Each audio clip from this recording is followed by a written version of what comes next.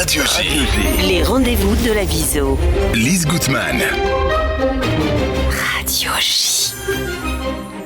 J. Lia Cavalione, bonjour, merci d'être avec nous ce matin. Cavalione Halimi, voilà. Alors c'est une première émission pour nous ensemble. Vous faites partie de la section Viso à Vive, les femmes actives de la Viso France. Donc bonjour.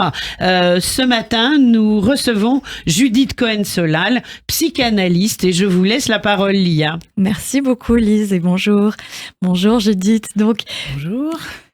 Nous continuons notre cycle sur les femmes qui osent et notre invitée du jour est psychanalyste, coach en communication, conceptrice du module Coexiste qui lutte contre le racisme et l'antisémitisme dans les écoles et surtout essayiste et co-autrice de plusieurs ouvrages avec Jonathan Ayoun, La main du diable, Les adieux au général, Zemmour et nous, le roman graphique Joseph Kessel l'indomptable et le documentaire Histoire de l'antisémitisme qui est diffusé sur Arte.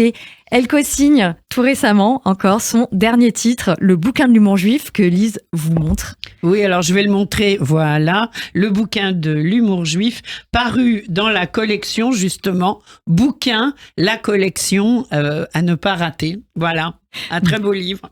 Merci, bonjour Judith Cohen-Solal. Bonjour. Bonjour Lia, bonjour Lise. Donc la publication de votre recueil sur l'humour juif arrive quelques semaines après le 7 octobre et l'entrée en guerre d'Israël contre le Hamas. Ça tombe à un moment où la communauté juive est absolument sidérée et a besoin peut-être de légèreté. Alors oui, apparemment, c'est ce que disent les gens, parce qu'on a eu peur dans un premier temps que justement ça tombe à contre-temps, en fait. Et finalement, la réaction des gens, c'est de nous dire que ça vient à point nommé, puisque la plupart des gens disent « Ah, on a bien besoin de ça.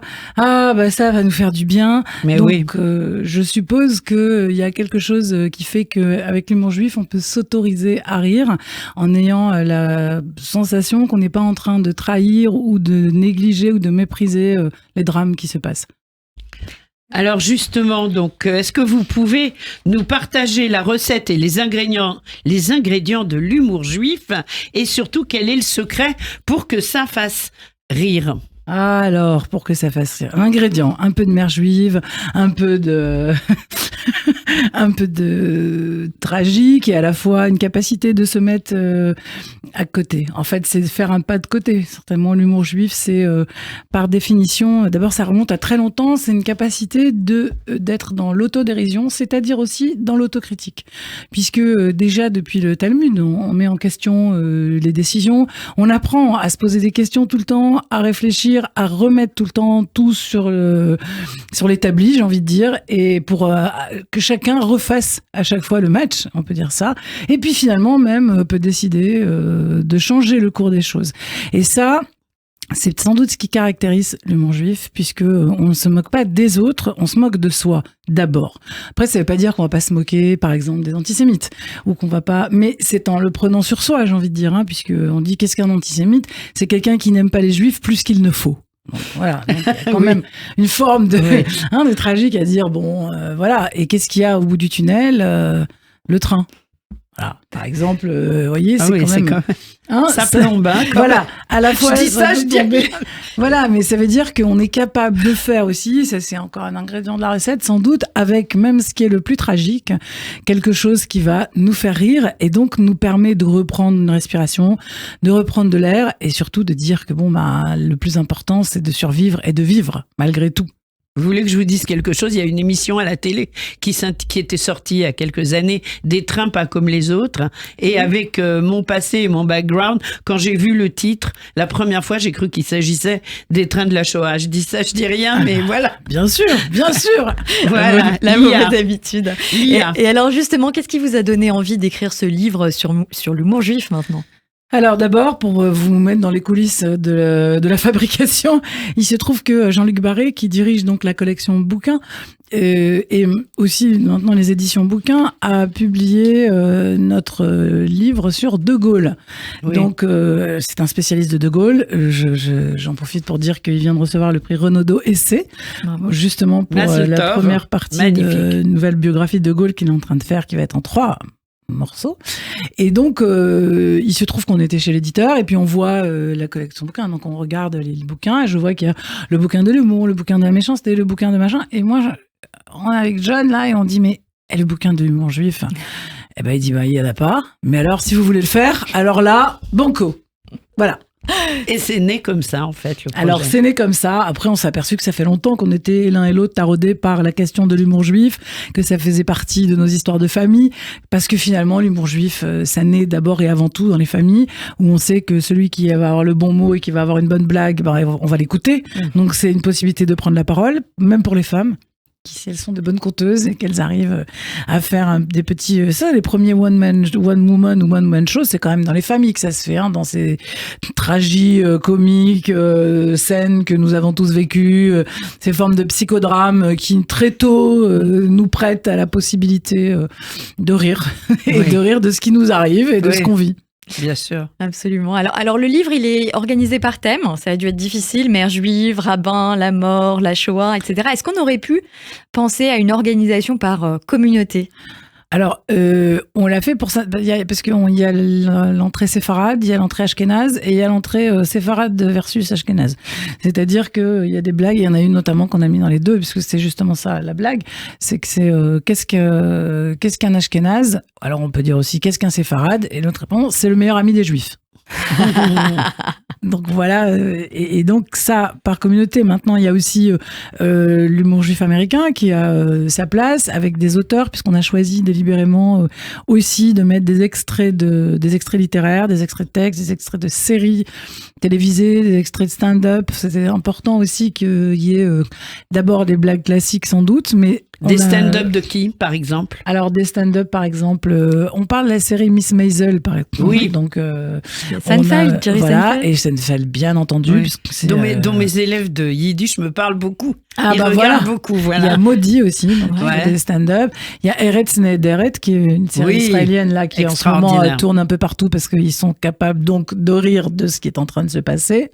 Il y a Yehudim Baïm aussi, qui sont, voilà. Donc, il y a l'humour israélien, il y a l'humour juif israélien, l'humour juif américain, et il y a l'humour juif français, puisqu'il y a une particularité à cet humour juif français, c'est l'arrivée des juifs d'Afrique du Nord, et avec eux, toute une flopée d'humoristes, dont on sera d'accord, puisque c'est quand même ça qui définit la force de cet humour, c'est qu'il fait rire tout le monde, et pas que les juifs.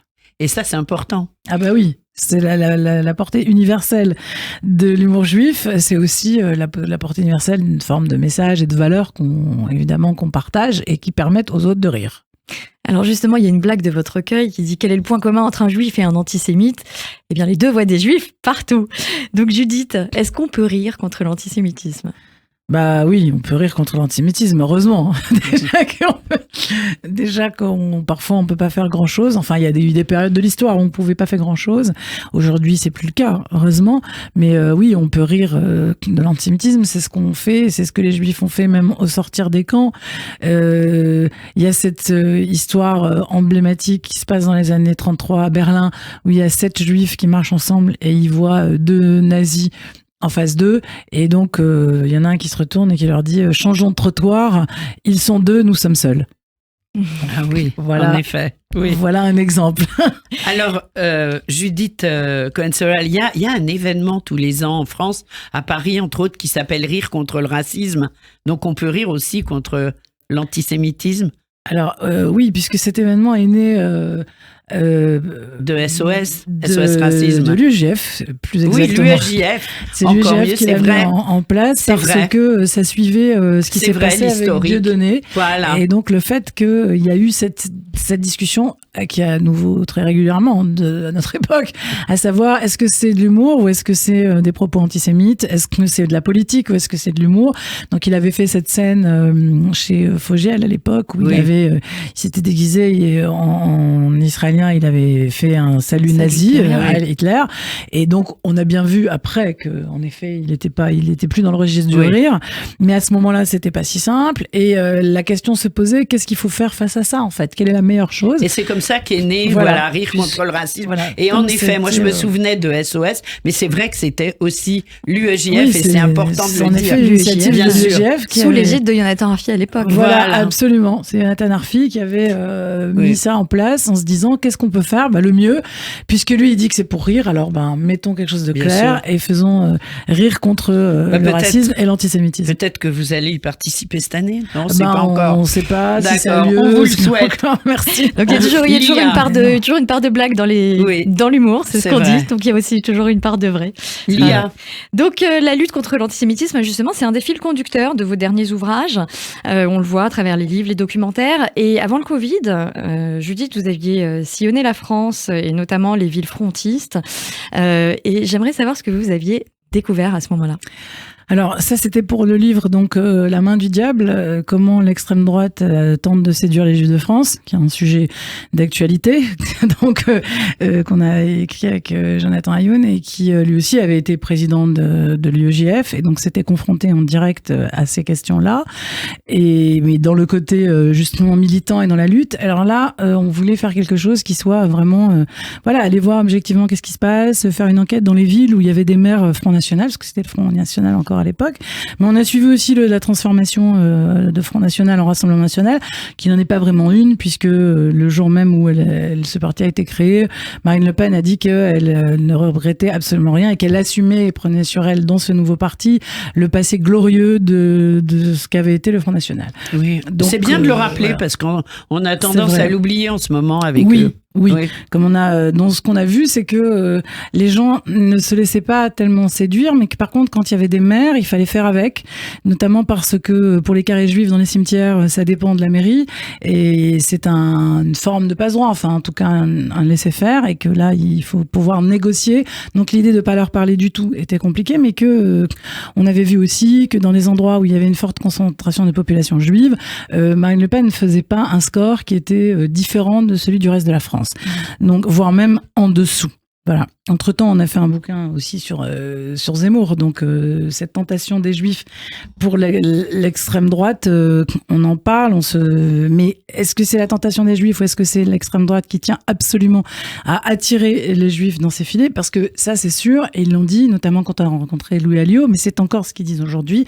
Au fond, l'antisémitisme, pour eux, c'est comme un plafond de verre qui leur empêcherait d'accéder au pouvoir. Donc, en tout cas, ça veut dire que dans leur imaginaire, ils continuent à penser que tout est aux mains des Juifs et que s'ils n'ont pas les Juifs, ils ont le passage barré. Dans tous les cas, ce qu'on avait vu même lors de la manifestation, puisque c'est ça qu'il faut dire, c'est important, c'est que... Quelle manifestation? La manifestation contre l'antisémitisme. Oui, bien sûr, on est d'accord. Quand Marine Le Pen est venue, il y avait des députés aussi du Rassemblement National, mais par contre, il n'y avait pas de membres du Rassemblement National. Derrière eux, il n'y avait pas un cortège.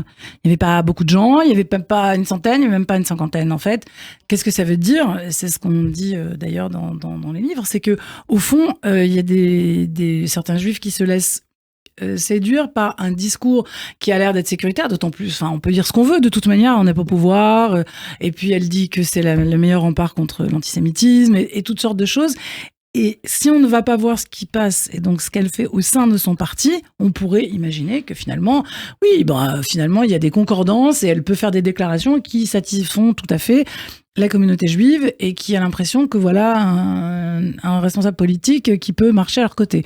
Sauf que peut-être qu'elle peut marcher aux côtés un certain temps, là elle l'a fait pour la manifestation, mais par contre c'est difficile pour des juifs de marcher à ses côtés à elle, c'est-à-dire d'être au sein de son parti.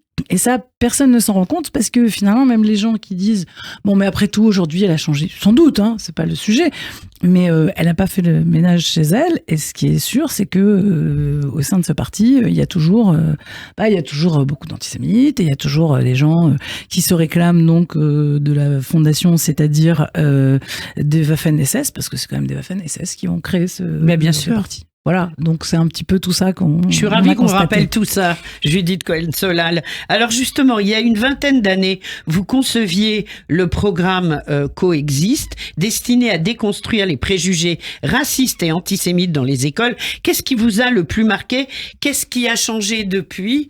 Et est-ce que ce programme fonctionne toujours? Alors ce programme fonctionne toujours. Il se trouve d'ailleurs que c'est marrant parce que on m'a posé la question il n'y a pas longtemps, dans cette idée que ça serait tellement chaud là en ce moment, tellement tendu que ça pourrait risquer de faire des problèmes dans les classes. Or en fait non, c'est pas le cas. C'est pas le cas d'abord parce que au fond c'est pas tellement le souci des jeunes des jeunes. Aujourd'hui, dans les classes, je précise que c'est dans tous les lycées, les lycées laïques, les lycées publics en fait, donc collèges et lycées publics, et dans différents endroits du territoire, y compris dans les banlieues, y compris dans les provinces, y compris au cœur de Paris, au cœur des villes de province. Voilà. Donc ça touche tout le monde. On s'aperçoit d'abord que, bien sûr, de temps en temps, ça ressort, mais au fond, c'est pas le souci principal. Et cette projection sur une scène lointaine, c'est peut-être plus aujourd'hui le souci et le sujet pour les politiques. Et j'en veux pour preuve aussi parce que le fait que je constate que dans les manifestations, y compris les manifestations pro-palestiniennes, il n'y a pas tant de monde que ça. Voilà, on va dire, il y a moins de monde que dans d'autres pays d'Europe. Et c'est pas si suivi que ça l'a été à d'autres périodes. Il y en a quand même tous les samedis entre République et Nation. Non, mais qu'il y en ait. Bien sûr, mais il y a quand même pas mal. Il y en a pas énormément. Il y a quand même du monde, faut le savoir. Mais relativement peu, c'est quelques milliers. Donc, voilà, c'est quelques milliers. On est loin des dizaines de mille qu'il y a dans d'autres villes, mais ça montre quand même que il y a pas. Enfin, c'est un souci c'est un sujet, mais il y a au-delà de ça, il y a tous les sujets qui permettent que cette méthode permet de faire émerger, c'est-à-dire des préjugés et des stéréotypes qui concernent ce qui se passe au moment où ça se passe. Donc aussi dans les lycées où ça se passe, puisque comme c'est un système d'association de mots et d'association de phrases avec des mots, eh bien on arrive à suivre justement, c'est ça qui garde l'actualité à ce projet. Et je dirais quand même qu'on a voilà, c'est un peu pour moi le pendant de ce qu'on a fait avec l'histoire de l'antisémitisme, qui est une série documentaire que Jonathan Ayoun a réalisée et que donc j'ai l'honneur ou le plaisir, enfin les en tout deux. cas voilà les deux, de faire d'écrire avec lui, et j'ai travaillé là-dessus, et c'est je pense que voilà, c'est bien ces deux manières d'intervenir, de lutter contre l'antisémitisme, de manière justement avec ce pas de côté dont on parlait pour l'humour juif, c'est-à-dire voilà. Merci. Donc en tant que disons coach en communication, juste peut-être une petite dernière question. Est-ce que le message qu'on fait passer, peut-être autant en coach de communication qu'en tant que psychologue, est-ce que le message qu'on fait passer est plus facile à faire passer avec l'humour ?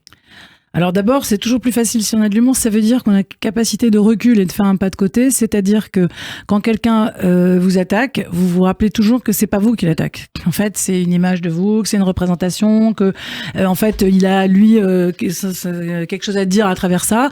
Et si on est capable, l'humour justement, ça désamorce ce côté qui est aux tripes et dans lequel nous aussi on pourrait rentrer dans une espèce de dialogue de sourds qui fonctionne pas. Donc oui, ça marche. Après, bon, je fais de la communication, pas exactement. Enfin, moi, je fais plutôt de la question politique d'argumentation, contre-argumentation, parce que sinon, ça marche pas trop avec ce que je fais, qui est d'être psychanalyste. Et donc, je sais quand même que ça marche ensemble, bien que je fasse bien la différence entre les deux espaces.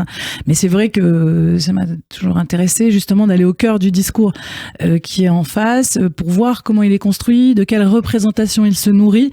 Et c'est comme ça que c'est le mieux pour apprendre, on va dire, à des gens de faire de l'argumentation, de la contre-argumentation, c'est-à-dire d'attirer leur attention sur le fait qu'on ne doit pas être branché justement sur l'effet qu'une phrase nous fait, mais au contraire sur qu'est-ce que l'autre veut dire, à quel endroit il le dit, dans quelle image il l'utilise, parce que c'est ça, déconstruire, aussi bien déconstruire des préjugés que de déconstruire on va dire des fake news, des argumentaires qui tiennent pas.